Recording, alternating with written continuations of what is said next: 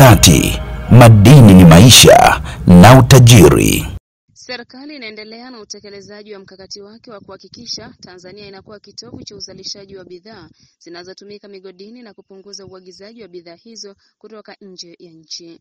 Hayo yamesemwa tarehe 13 Aprili 2025 na Waziri wa Madini Mheshimiwa Anthony Mavunde Mbunge alipotembelea na kuzindua kiwanda cha uzalishaji wa baruti na vilipuzi cha Solar Nitrochemical Limited kilichopo Ilani Kisarawe. Amesema Rais Dr. Samia Suluhu Hassan anafanya kazi kubwa ya kufungua fursa na kuweka mazingira mazuri yanayovutia uwekezaji nchini. Matokeo ya kazi hiyo ni pamoja na ujenzi wa kiwanda hiki cha kuzalisha bidhaa ambazo ni muhimu sana kwenye uchimbaji wa madini. Awali, mkurugenzi mkazi wa kampuni ya Solar Nitrochemical Limited, Bwana Kishori Wamale, ameeleza kuwa ujenzi wa kiwanda hicho umegharimu dola za Kimarekani milioni 8 sawa na shilingi za Kitanzania bilioni 19 na umelenga kuzalisha kwa ajili ya soko la ndani na nje ya nchi.